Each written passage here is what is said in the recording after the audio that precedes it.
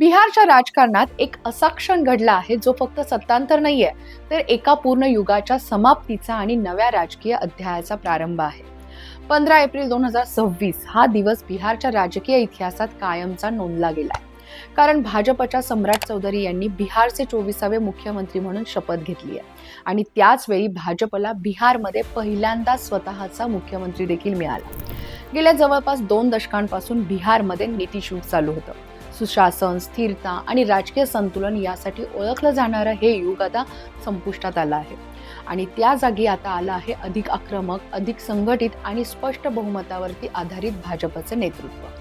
हा बदल अचानक झालेला नाहीये. यामागे आहे अनेक वर्षांची रणनीती, सामाजिक समीकरणांवरचं काम, नेतृत्व घडवण्याची प्रक्रिया आणि योग्य वेळी घेतलेला राजकीय निर्णय. आजच्या या व्हिडिओमध्ये आपण फक्त घडामोड पाहणार नाही आहोत, तर पूर्ण चित्र समजावून घेणार आहोत, संपूर्ण सखोल विश्लेषण करणार आहोत. नमस्कार, मी सायली नलवडे कविटकर आणि आपण पाहताय विश्लेषण वायू. बिहारचे राजकारण हे भारतातलं सर्वात गुंतागुंतीचं आणि बहुपरिमिती असलेलं राजकारण मानलं जातं. जातीय समीकरणं, सामाजिक न्यायाचे विषय, विकासाचे प्रलंबित प्रश्न आणि सत्तेसाठी होणारी सततची स्पर्धा, हे सगळं इथं एकत्र दिसतं. 1990च्या दशकामध्ये लालू प्रसाद यादव यांच्या नेतृत्वाखाली सामाजिक न्याय हा मुद्दा केंद्रस्थानी होता.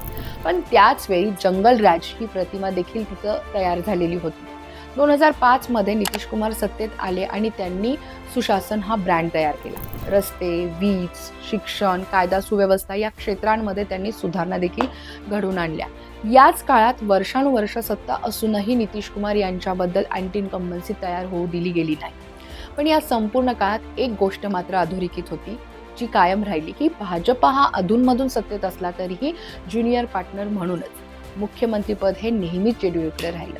मात्र 2014 नंतर देशात मोदी युग सुरू झालं आणि त्याचा परिणाम बिहारमध्येही दिसू लागला. भाजपने आपली स्वतंत्र ओळख निर्माण करायला देखील सुरुवात केली. ओबीसी, ईबीसी, युवा मतदार आणि नवीन सामाजिक गटांमध्ये पक्षाने खोलवरती काम केलं. 2025च्या विधानसभा निवडणुकीनंतर ही प्रक्रिया निर्णायक टप्प्यावरती पोहोचली. भाजप फक्त सहयोगी राहिला नाही, तर तो निर्णायक शक्ती देखील बनला आणि आताचा हा जो मुख्यमंत्रीपदाचा निर्णय म्हणजेच त्या प्रवासाचा क्लायमॅक्स आहे. पण या सगळ्यात महत्त्वाचं म्हणजे भारतीय जनता पार्टीच्या टायमिंगला दादच द्यावी लागेल. कारण भाजपने सत्ता बदलाचं अचूक टायमिंग साधलंय. राजकारणामध्ये टायमिंग आणि गरज ही खूप महत्त्वाची असते आणि भाजपने इथं नेमकं तेच साधलंय. मार्च 2026 मध्ये नितीश कुमार यांनी राज्यसभेसाठी उमेदवारी दाखल केली. हा एक संकेत होता की ते राज्याच्या सक्रिय राजकारणातून बाहेर पडण्याची तयारी करत आहे. 10 एप्रिलला त्यांनी राज्यसभा सदस्य म्हणून शपथ देखील घेतली आणि त्यानंतर केवळ काही दिवसांमध्येच त्यांनी मुख्यमंत्री पदाचा राजीनामा देखील दिला. 14 एप्रिलला भाजप विधिमंडळ दलाची बैठक झाली आणि सम्राट चौधरी यांची एकमताने निवड देखील करण्यात आली आणि 15 एप्रिलला शपथविधी पार पडला. ही सगळी संपूर्ण प्रक्रिया शांत, नियोजित आणि संविधानिक पद्धतीने पार पडली. कुठलाही मोठा राजकीय संघर्ष किंवा अस्थिरता न होता सत्ता हस्तांतर झालं. हे भाजपच्या कंट्रोल ट्रान्झिशन स्ट्रॅटेजीचं उदाहरण आहे. पण हे सम्राट चौधरी आहेत तरी कोण? सम्राट चौधरी यांची निवड ही केवळ व्यक्तीची निवड नाहीये, तर हा एक मोठा सामाजिक आणि राजकीय संदेश आहे. राकेश कुमार पासून सम्राट चौधरी बनण्याचा त्यांचा प्रवास हा बिहारच्या राजकारणातील बदलत्या समीकरणांचा आरसा आहे. आरजेडी पासून जेडीयू आणि नंतर भाजप हा चौधरी यांचा प्रवास हा केवळ पक्षांतर नाहीये, तर राजकीय परिपक्वतेचा टप्प्याटप्प्याने झालेला विकास आहे. ते कुशावाह समाजातून येतात, जो बिहारमध्ये अत्यंत महत्त्वाचा ओबीसी घटक आहे. भाजपने त्यांना पुढे करून स्पष्ट संदेश दिला आहे की पक्ष आता सोशल इंजिनिअरिंग अधिक खोलवरती नेणार आहे. याशिवाय त्यांच्याकडे प्रशासकीय अनुभव आहे, संघटन कौशल्य देखील आहे आणि सर्वात महत्त्वाचं म्हणजे ते ग्राउंड लेवलवरून वर आलेले नेते आहेत. त्यामुळे त्यांची प्रतिमा ही सिस्टीममधून आलेला नेता अशी देखील आहे, जी मतदारांमध्ये विश्वास निर्माण करते. बिहारमध्ये भाजपचा मुख्यमंत्री असावा ही भाजपची दीर्घकालीन रणनीती होती, ज्याचं फलित आता पार्टीला मिळालं आहे. भाजपने बिहारमध्ये अचानक सत्ता घेतलेली नाहीये, ही अनेक वर्षांची तयारी आहे. भाजपने 2 स्तरावरती काम केलं. एक संघटन मजबूत करणं आणि दुसरं म्हणजे सामाजिक समीकरणं बदलणं. नॉन यादव, ओबीसी, ईबीसी, महिला आणि युवा मतदार या सर्वांमध्ये भाजपने सातत्याने लक्ष घातलं. शिवाय मोदी शहा यांच्या नेतृत्वाखाली पक्षाने विकास, स्थिरता, मजबूत नेतृत्व हा नॅरेटिव्ह तयार केला. नितीश कुमार यांच्या काळातही भाजपने स्वतःची जागा अगदीच मजबूत केली आणि योग्य वेळेची वाट पाहिली. म्हणूनच आता जे घडलं आहे ते म्हणजे त्या संपूर्ण रणनीतीचं अंतिम फलित आहे. आता भाजप हे बिहारमध्ये केवळ भागीदार नाहीये, तर नेतृत्व करणारा पक्ष बनला आहे. पण भाजपचं बिहारची सत्ता मिळवणं हे तर लक्ष होतच, याशिवाय 2029च्या लोकसभेसाठीही मोठं राजकीय लक्ष आहे. कारण या सत्तांतराचा सर्वात मोठा परिणाम हा 2029च्या लोकसभा निवडणुकीवरती होणार आहे. बिहारमध्ये 40 जागा आहेत. नव्या मतदारसंघ रचनेनुसार या जागेत आणखीन भर पडणार आहे.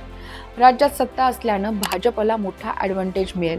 शिवाय बूथ लेवलवरती काम आणखीन प्रभावी होईल. सरकारी योजनांचा प्रभावी वापर करता येणं शक्य होईल. त्यातून विकासाची प्रतिमा देखील निर्माण केल्यावरती हे सगळं चित्र निवडणुकीत निर्णायक ठरणार आहे. आता आणखीन एक महत्त्वाचा प्रश्न म्हणजे सम्राट चौधरी यांना मुख्यमंत्री म्हणून प्रोजेक्ट करून भाजपने बिहारमध्ये नवीन नेतृत्व प्लस विकास हा नॅरेटिव्ह मजबूत केला आहे. आरजेडी काँग्रेस आघाडीला रोखण्यासाठी ही त्यांची रणनीती महत्त्वाची ठरणारी असली तरीही जेडीयूचं भविष्य काय हा सर्वात मोठा प्रश्न असणार आहे. म्हणूनच या संपूर्ण बदलात सर्वात मोठं नुकसान जर कोणाचं झालं असेल तर ते जेडीयूचं असणार आहे. नितीश कुमार हे आता सक्रिय राज्याच्या राजकारणातून बाहेर पडले आहेत. शिवाय पक्षात स्पष्ट नेतृत्व नाहीये. नवीन नेतृत्व उभा करण्याचा प्रयत्न सुरू आहे, पण अनुभवाचा अभाव आणि संघटनेतील अनिश्चितता ही मोठी अडचण देखील आहे. या सत्ता कारणामुळे जेडीयू आता पूर्णपणे ज्युनियर पार्टनर बनली आहे. त्यामुळे दीर्घकालीन दृष्टिकोनातून पक्षाची स्वतंत्र ओळख टिकवणं हे कठीण होऊ शकतं. आता प्रश्न पुढे काय? सत्ता, संधी आणि आव्हान. तर सम्राट चौधरी यांच्यासमोर सर्वात मोठं आव्हान असेल ते म्हणजे अपेक्षांचं व्यवस्थापन. कारण आता जबाबदारी पूर्णपणे ही भाजपवरती आहे. विकास, रोजगार, उद्योग, कायदा सुव्यवस्था या सर्व क्षेत्रांमध्ये जलद परिणाम हे दाखवावे लागतील. डबल इंजिन सरकारचा फायदा घेत केंद्र राज्य समन्वयातून मोठे प्रकल्प राबवण्याची संधी देखील आहे. पायाभूत सुविधा, रेल्वे, औद्योगिक गुंतवणूक, स्किल डेव्हलपमेंट या क्षेत्रांमध्ये मोठे निर्णय होऊ शकतात.